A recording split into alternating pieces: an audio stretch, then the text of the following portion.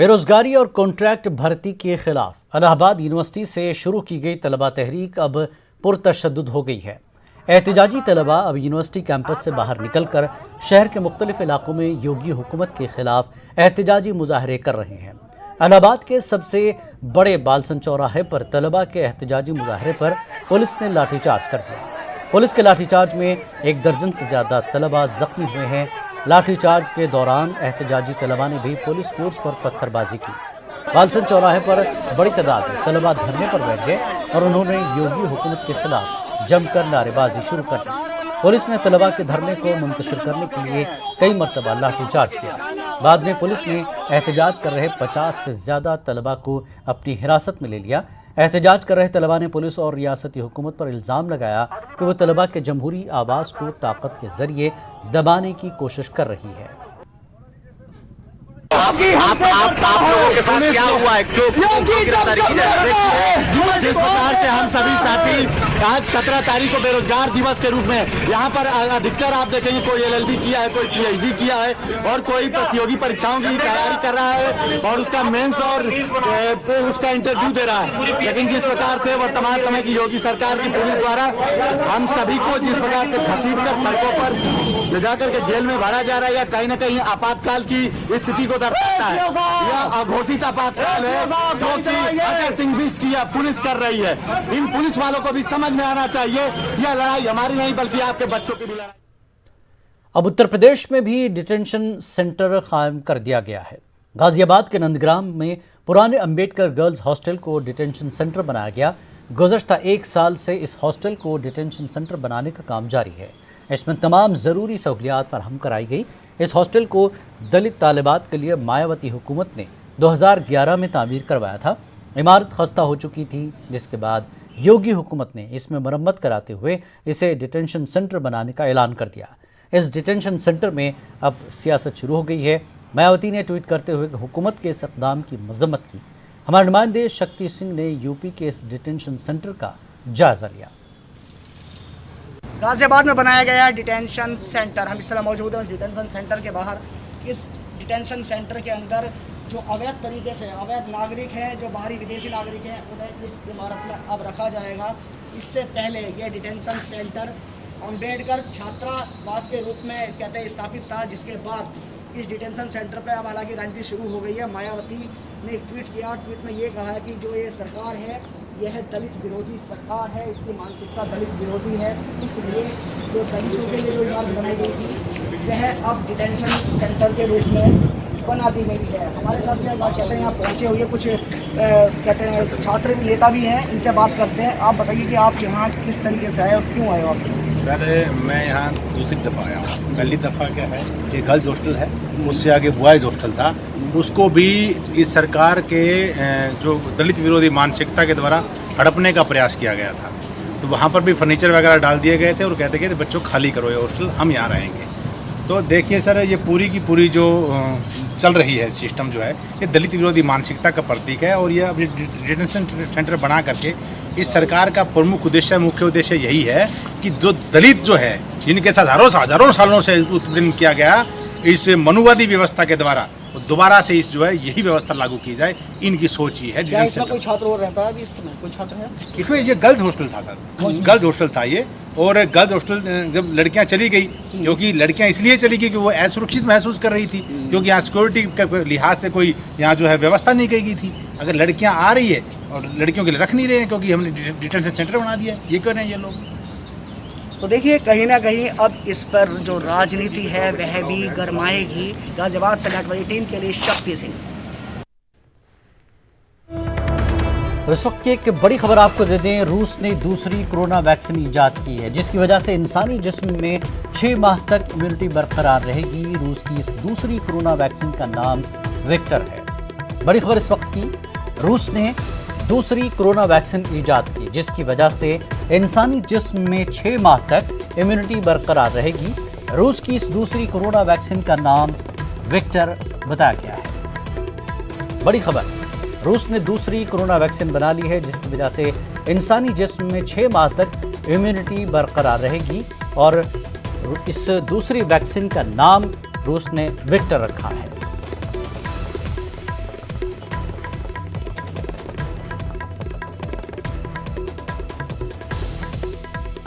रूस ने दूसरी कोरोना वैक्सीन बना ली है जिसका नाम विक्टर रखा गया है। इस वैक्सीन से इंसानी जिस्म में 6 माह तक इम्यूनिटी बरकरार रहेगी।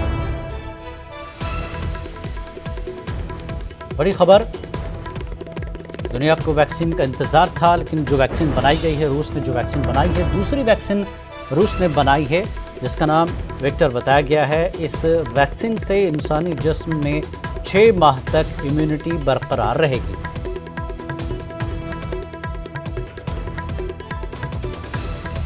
एक बार फिर आपको बता दें कि कोरोना वैक्सीन रूस ने दूसरी वैक्सीन बनाई है। दूसरी वैक्सीन का नाम विक्टर है। इस वैक्सीन के जरिए इंसानी जिस्म में 6 माह तक इम्यूनिटी बरकरार रखी जा सकती है।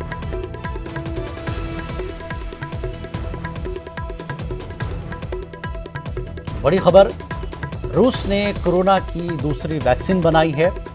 इस वैक्सीन के जरिए इंसानी जिस्म में इम्यूनिटी को 6 माह तक बरकरार रखा जा सकता है और इस वैक्सीन का नाम विक्टर है।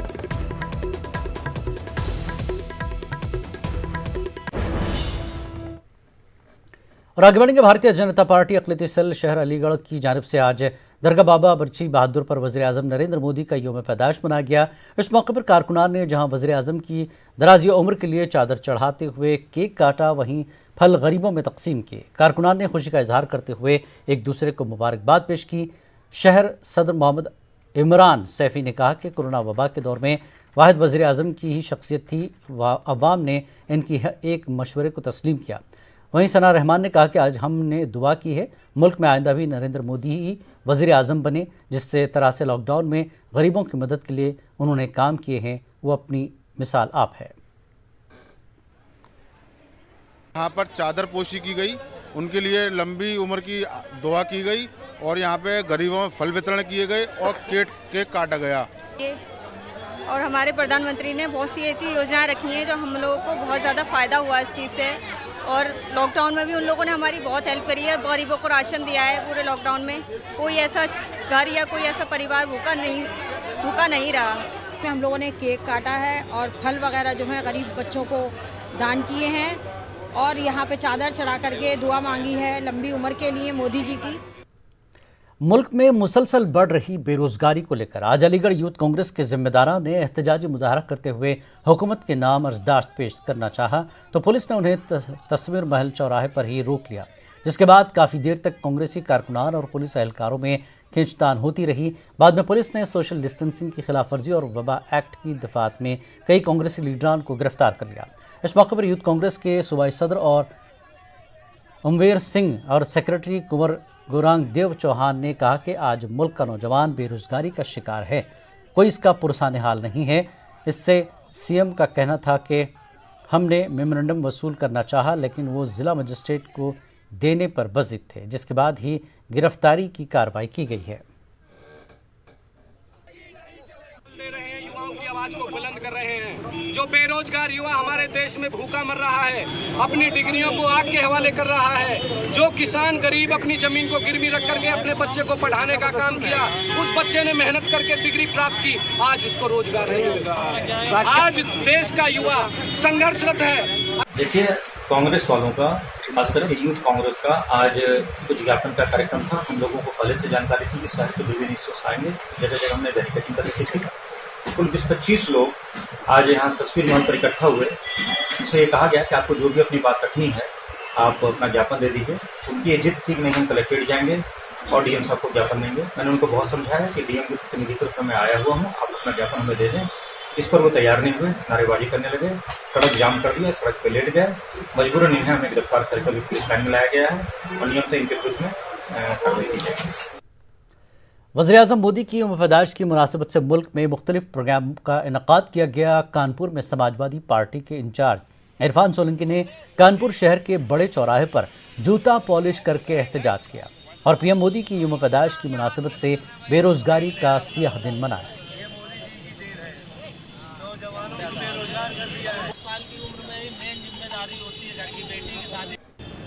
मुल्क के वज़ीर आज़म नरेंद्र मोदी का आज जन्मदिन है, जिसको लेकर समाजवादी पार्टी के साथ साथ विपक्षी दल अलग अलग तरीके से उनके जन्म दिवस पर बेरोजगारी दिवस मना रहे हैं। हम यहाँ पर बड़े चौराहे पर कानपुर पर विधायक जी बैठे हुए हैं और बूट पॉलिश करके इसका विरोध दर्ज करा रहे हैं और आज बेरोजगारी दिवस मना रहे हैं। आइए इनसे बात करते हैं। विधायक जी, क्या प्रदर्शन है, किस तरह से आप ये संदेश देना चाहते हैं, बूट पॉलिश कर रहे हैं, क्या? देखिए, सबसे पहले तो मैं आपका धन्यवाद देता हूं कि आपने खुद ही बता दिया कि आज देश के प्रधानमंत्री जी का जन्मदिन है और ये आपके चैनल के द्वारा करोड़ हिंदुस्तानी देखेंगे और उससे देश विदेश में भी देखें कि देश के प्रधानमंत्री जी ने खुद के जन्मदिन पे इससे अच्छा तोहफा हम बेरोजगार नहीं दे सकते थे। हमारे राष्ट्रीय श्री अखिलेश यादव जी ने आज पूरे उत्तर प्रदेश में हर जनपद पे अलग अलग तरीके से बेरोजगारी भत्ता बनाने का, बेरोजगारी दिवस बनाने का ऐलान करा है। और हम लोग, कोई पकौड़ा बेच रहा है, कोई चाय बेच रहा है, कोई चना बेच रहा है, कोई जूता पॉलिश कर रहा है, हम लोग पैसा इकट्ठा करके नरेंद्र मोदी जी को एक तोहफा भेजने की कोशिश करेंगे कि हम गरीब सही पर हम दिलवाले हैं, हम वो बेरोजगारों के साथ हैं जिन्होंने अपना रोजगार खो दिया। उनको इस बात का एहसास ना हो सके कि मेरे पीछे कोई नहीं खड़ा है, उनके पीछे हमारा और हम सब का मुखिया श्री अखिलेश यादव जी खड़े हैं, उनके दुख में शामिल हैं। आज समाजवादी पार्टी हर एक कार्यकर्ताओं ने जमीन में बैठ के उनको एहसास दिलाने की कोशिश करी है कि हम उनके साथ खड़े हैं और खड़े रहेंगे। देखिए, जिस तरह से पिछले दिनों बेरोजगारी का मुद्दा तेजी से गरमाया, उसी तरह से आज अनोखे तरीके से ये प्रदर्शन करके अपना विरोध दर्ज कराया। कानपुर से संदीप सविता, न्यूज़ 18 उर्दू। बॉलीवुड के शहंशाह अमिताभ बच्चन की अहलिया अपने ज़माने की मारूफ अदाकारा जया बच्चन का बीजेपी एमपी रविकिशन से मुतल्लिक़ राज्यसभा में दिए गए बयान की कानपुर में मुखालफत की गई। इस एपिसोड में ग्वाला टोली की काउंसलर लक्ष्मी कौरी और साबिक़ एमएलए नीरज चतुर्वेदी ने कारकुनों के हमरा जया बच्चन का अलामती मुजस्समा नज़र आतिश किया। मुश्तइल ख़वातीन ने एहतजाजी मुजाहरा करने के बाद नारेबाजी भी की। आज हमने अभिनेत्री जया बच्चन जी का पुतला फूंका है और विरोध इसलिए कि जो सांसद रवि किशन जी ने आवाज़ उठाई थी, उन्होंने इनके लिए सब इस्तेमाल किए थे कि जिस थाली में खाते उसी में छेद करते हैं। क्योंकि रवि किशन जी सांसद जी ने विरोध किया था ड्रग्स का, कि जो बॉलीवुड में ड्रग्स चल रहा है उसके विरोध में उन्होंने ये बात कही थी कि युवा पीढ़ी बर्बाद हो रही, इसलिए हम लोगों को ड्रग्स रोकना चाहिए। जो उनका सफाई अभियान है उसके अंतर्गत महाराष्ट्र सरकार के अंतर्गत जो फिल्मी सितारे ड्रग माफियाओं के साथ मिलकर षड्यंत्र कर रहे हैं, उसको बेनकाब करने के लिए, उसकी सफाई करने के लिए आज हम लोगों ने जया बच्चन जी का पुतला फूंका। शिया वक्फ बोर्ड के चेयरमैन वसीम रिजवी के खिलाफ उठने वाली आवाज़ों में शिद्दत आ गई है। वक्फ बचाओ तहरीक के सदर शमील शमसी के साथ वक्फ बोर्ड के साबिक़ स्टैंडिंग काउंसिल ने भी अब आवाज़ बुलंद की है। इमामिया एजुकेशनल ट्रस्ट और कई दीगर तंजीमों ने भी बयान जारी किए हैं। शमील शमसी ने इल्ज़ाम लगाया कि सीबीआई की गिरफ्त से बचने के लिए वसीम रिजवी कोरोना का सहारा ले रहे हैं। जो व्यापक भ्रष्टाचार है उसमें जिस प्रकार से केंद्र सरकार लामबंद हुई है और सरकार ने इन जैसे वक्फोरों को, जो वसीम रिजवी जिसने बहुत अरसे से वक्फ को लूटा है, उसके लिए सरकार ने, मोदी सरकार ने, खासकर योगी सरकार ने जिस तरह से कमर कसी है, ये हालात इस वक्त हो गए कि वसीम रिजवी बिल्कुल विकास दुबे की तरह भागता दिखाई पड़ रहा है और वो आज उसने जाके कोरोना का बहाना बना के एक अस्पताल में शरण ले ली है। उसको किसी भी हालत में ना अस्पताल से कोई राहत मिलेगी, ना किसी और तरह की कोई राहत मिलेगी। जिस प्रकार से विकास दुबे मंदिर में शरण ले रहा था, ये आके अब शरण ले रहा है अस्पताल में, जबकि इसको ना कोई कोरोना हुआ है, ना कोई बीमारी हुई है। ये एक झूठ फरेब सिर्फ सीबीआई की जांच से बचने के लिए है। कोरोना इन्फेक्शन के बढ़ते मामलों और लंग इन्फेक्शन से सांस के मरीजों की तादाद में इजाफे से ऑक्सीजन सिलेंडर की मांग में भी इजाफा हो गया है। कोरोना इन्फेक्शन के खौफ में एहतियात के तौर पर सिलेंडर का स्टॉक करने वालों की वजह से इन दिनों ऑक्सीजन गैस की मांग में दुगना तक इजाफा हो गया है। वहीं डिमांड और सप्लाई में तालमेल बनाए रखने और कालाबाजारी रोकने के लिए महकमे सेहत भी फिक्रमंद नजर आ रहा है। पेश है मेरठ से खास रिपोर्ट।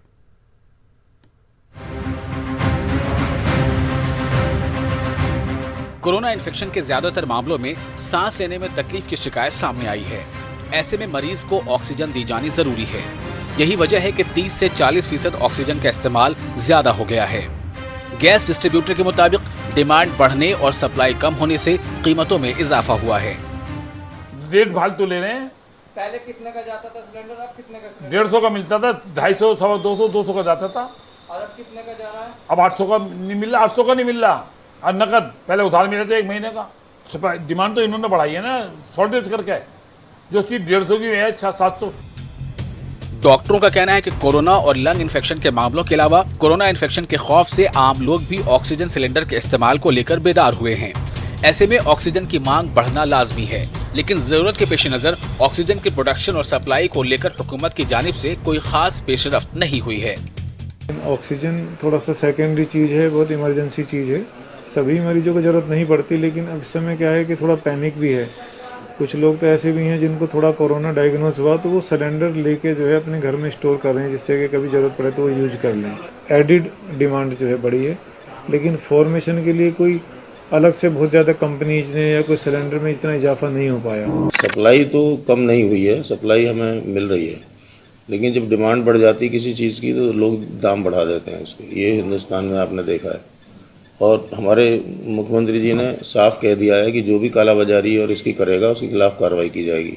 अवेलेबिलिटी का जहाँ तक इशू है, अभी हमारे पास जितने भी कोविड अस्पताल चल रहे हैं वहाँ अवेलेबिलिटी का कोई इशू नहीं है, सब जगह पर्याप्त मात्रा में ऑक्सीजन उपलब्ध है।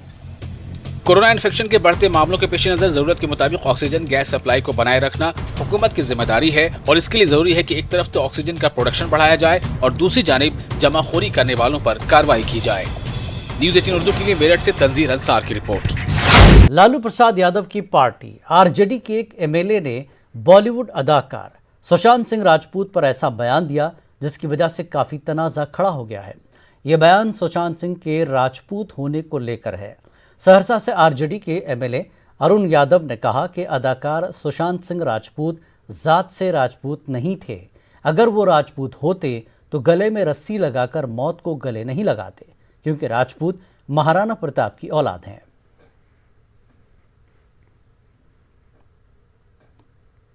हम तो कहते हैं राजपूत में छापा ले, राजपूत महाराणा प्रताप का संतान गला में डोरी बांध करने में सकता है। और यदि महाराणा प्रताप राजपूतों का पुरखा है, वो जादवों का भी पुरखा, पहले हम लोगों का पुरखा भी है, लेकिन हम लोग को दुख है। बीजेपी तर्जुमान निखिल आनंद ने आरजेडी के मेंबर असेंबली अरुण यादव के बयान की मजम्मत की। आरजेडी विधायक अरुण यादव की सुशांत सिंह राजपूत की संदेहास्पद मृत्यु के मामले में टिप्पणी बिल्कुल ही अनर्गल है और जातिवादी मानसिकता से ग्रसित है। देखिए, जिस तरीके से लालू जी के बेटे तेज प्रताप ने रघुवंश बाबू का अपमान किया, समुंदर में एक लोटा पानी बताकर फेंकने की बात की, तो ऐसा प्रतीत होता है कि आरजेडी के नेता और कार्यकर्ता इस तरह की आदतन घटिया बयानबाजी करने के लिए बने हैं। एलजेपी ने असेंबली इंतखाबात में 36 नशिस्तों का मुतालबा किया है। इसके लिए पार्टी ने एक फार्मूला तजवीज़ किया है। फार्मूले के तहत एलजेपी 123 नशिस्तों का दावा नहीं करेगी, जहां से बीजेपी और जेडीयू के मेंबरान हैं। बाकी 120 नशिस्तों में से एलजेपी ने अपनी पसंद की 20 नशिस्तों का मुतालबा किया है। इसके बाद बाकी 100 नशिस्तों में से एलजेपी ने पार्टी के लिए 16 नशिस्तों की मांग की है। एलजेपी के साबिक मेंबर पार्लियामेंट सूरज भान ने कहा कि 20 और बची हुई 16 नशिस्तों को शामिल करके एलजेपी 36 नशिस्तों का दावा कर रही है। कि एनडीए गठबंधन मुस्तैदी से अगर लड़ेगा तो 200 सीट से ज़्यादा सीट जीतेगा, तो 6-36 सीट हम लोगों का होता है। 3 सीट उधर बच गया तो 1 सीट बड़े भाई दोनों हैं, हम 1-3 हम मेरे हिसाब से जो लोकसभा का आधार ही न होगा और छोटिया या 18 जिस तरह होता है, तो उसी तरह मेरा 36 सीट बनता है और 123 सीट अभी वर्तमान में भाजपा और जदयू का सिटिंग सीट है। बच गया 120 सीट। 120 सीट में हमारे पूर्व राष्ट्रीय अध्यक्ष आदरणीय रामविलास पासवान जी, वर्तमान राष्ट्रीय अध्यक्ष और जमुई से सांसद चिराग पासवान जी, ये दोनों आदमी जिस 120 में 20 सीट में लाल लगाते हैं, उस सीट को छांट दीजिए, बच गई 100 सीट। 100 सीट का वो बी ग्रेड और सी ग्रेड बनाए और उसमें 16 दें, 20, 16, 36। आप जब ठोंठा दाबिएगा तो देखते हैं बिलाई को भी अगर ठोंठा दाब देता है, दूध रे पीता है सीखा पर, गांव ग्राम में हम लोग बच्चाते देखे तो वे वार उसकी बड़ी खराब हो जाती है। कि एनडीए गठबंधन मुस्तैदी से अगर लड़ेगा तो 200 सीट से ज़्यादा सीट जीतेगा। तो 6 चक 36 सीट हम लोगों का होता है। 3 सीट उधर बच गया तो 1 सीट बड़े भाई दोनों हैं, हम 1 उ 3। हम मेरे हिसाब से जो लोकसभा का आधार ही न होगा और छोटिया 18 जिस तरह होता है, तो उसी तरह मेरा 36 सीट बनता है और 123 सीट अभी वर्तमान में भाजपा और जदयू का सिटिंग सीट है। बच गया 120 सीट। 120 सीट में हमारे पूर्व राष्ट्रीय अध्यक्ष आदरणीय रामविलास पासवान जी, वर्तमान राष्ट्रीय अध्यक्ष और जमुई से सांसद चिराग पासवान जी, ये दोनों आदमी जिस 120 में 20 सीट में लाल लगाते हैं, उस सीट को छांट दीजिए, बच गई 100 सीट। 100 सीट का वो बी ग्रेड और सी ग्रेड बनाए और उसमें 16 दें, 20 16 36। आप जब ठोंठा दाबिएगा तो देखते हैं बिलाई को भी अगर ठोंठा दाब देता है, दूध रे पीता सीखा पर गांव ग्राम में हम लोग बच्चाते देखे थे। तो मरकजी वजीर ममलिकत बराए तवानाई RK सिंह ने कहा कि NDA इत्तेहाद में सीट शेयरिंग पर कोई परेशानी नहीं है और सब मिलकर इलेक्शन लड़ेंगे। RK सिंह ने कहा कि चिराग पासवान वक्तन फवक्तन अवामी आवाज उठाते रहते हैं। चिराग जी और लोक जनशक्ति पार्टी भी हम लोग के घटक के ही सदस्य हैं, हम लोग के पार्टनर हैं और वो समय समय पर जनता की आवाज़, जनता की जो बातें उठाते रहते हैं, वो आपस की हम लोग के पार्टनरशिप की बात है और इससे कहीं कोई हम लोगों के बीच में दुराव हो, हमको ये नहीं लगता है। हम लोग साथ हैं, साथ रहेंगे। और ठीक है साहब, अगर किसी परिवार के किसी सदस्य को कुछ लगता है कि हाँ कोई बिंदु अगर ओवरलुक हो रहा है, उस पर ध्यान जाना चाहिए, तो ये परिवार के सदस्य का भी अधिकार है कि सबका ध्यान उस ओर आकृष्ट करे कि इस ओर ध्यान देने की आवश्यकता है। और यही मेरे ख्याल से चिराग जी कर रहे हैं। इसका मतलब ये नहीं कि हाँ परिवार टूट रहा है या परिवार अलग है। झारखंड कांग्रेस के नायब सदर व रुकन असम्बली डॉक्टर इरफान अंसारी ने वज़ीर आज़म नरेंद्र मोदी को उनकी यौम पैदाइश पर मुबारकबाद दी है। साथ ही उन्होंने वज़ीर आज़म से मुल्क के नौजवानों को मुलाजमत देने का मुतालबा किया। उन्होंने कहा कि वज़ीर आज़म ने मुल्क से बेरोजगारी दूर करने का वादा किया था। कि प्रधानमंत्री आदरणीय श्री नरेंद्र मोदी जी के जन्मदिन पर उनको बहुत बहुत बधाई देना चाहता हूँ। दूसरी ओर मैं कहना चाहता हूँ कि कांग्रेस पार्टी आज रोजगार दिवस मनाने जा रही है। छात्र छात्राओं भविष्य को देखते हुए आज हम लोगों ने निर्णय लिया है कि हम लोग रोजगार मांगेंगे हम लोग मोदी जी से। देश के प्रधानमंत्री ने वादा किया था कि हर साल हम 2 करोड़ नौकरियां देंगे, हमारी बहनों को नौकरियां देंगे, हमारे भाइयों को नौकरियां देंगे, छात्र छात्राओं को नौकरियां देंगे, रोजगार से जोड़ेंगे। लेकिन हुआ क्या? कुछ नहीं। देश की जो हालात है आज किसी से छिपा नहीं है। मुजफ्फरपुर शहर में बारिश की वजह से लोगों को एक हफ्ते से मुश्किलात का सामना करना पड़ रहा है। स्मार्ट सिटी में सिलेक्शन के बाद भी निकासी आब का निज़ाम ठीक न होने की वजह से लोगों को परेशानी का सामना करना पड़ रहा है। हमारे नुमाइंदे ने मठनपुरा इलाके के चर्च रूट में पानी जमा होने का जायजा लिया। मुजफ्फरपुर में जल जमाव की समस्या नासूर बनी हुई है। सालों से ये समस्या जल जमाव की है और एक बड़ा इलाका जल जमाव झेलता है, लेकिन इसके निदान के लिए कोई अस्थायी पहल नहीं हो पाई है। ये जो तस्वीर आप देख रहे हैं ये मिठनपुरा इलाके का चर्च रोड है और यहाँ आप देखिए जो मुख्य सड़क पे पानी लगा है और जो नाले का पानी है दोनों एक साथ है, यानी गंदा पानी बिल्कुल ओवरफ्लो कर रहा है सड़कों पर और सड़कें टूटी हुई है। क्योंकि थोड़ी सी बारिश के बाद जब जल जमाव होता है तो इन सड़कों पर लोग जोखिम उठाकर सफ़र करते हैं और ये दृश्य अधिकांश इलाकों का है। MDDM कॉलेज के अलावा जो कल्याणी चौक है, हरी सभा चौक है, इसके अलावा जो मोती झील है और साथ ही साथ शहर का कई ऐसा इलाका है, बेला इंडस्ट्रियल एरिया कहें आप, तो एक जो ड्रेनेज सिस्टम को विकसित करना चाहिए वो नहीं हुआ। और ये हालत तब है जब मुजफ्फरपुर पिछले 3.5 सालों से जो स्मार्ट सिटी में ये शहर चयन हुआ है, लेकिन यहाँ नगर विकास मंत्री हैं सुरेश शर्मा, यहाँ के विधायक भी हैं, आज तक स्मार्ट सिटी का कोई भी प्रोजेक्ट शुरू नहीं हुआ। और यही वजह है कि लोगों को समस्याएं होती है। कुछ लोगों से बात करने की कोशिश करते हैं। कैसे आप लोगों की ये दिनचर्या है? सर यहाँ हल्की सी भी बारिश के कारण पूरा रोड में जल जमा हो जाता है। नित्य दिन कोई ना कोई घटना घटती रहती है यहाँ पे अपना नाली का काम नहीं हो पाता है, सड़क की काम नहीं है, घर घर में पानी घुस जाता है। अगर आप पासवान टोला में चाहिए चाहे पटेल गली में चाहिए, लोग वहाँ पे बेहाल हैं। वहाँ पे आगे में आपको घर में पानी है, लोग रहने के लिए भी यहाँ पे मुश्किल हो रहा है। इस बुलेटिन में फिलहाल इतना ही। मज़ीद ताज़ा खबरों के लिए आप लॉग इन कर सकते हैं हमारी वेबसाइट news18urdu.com पर। आदाब।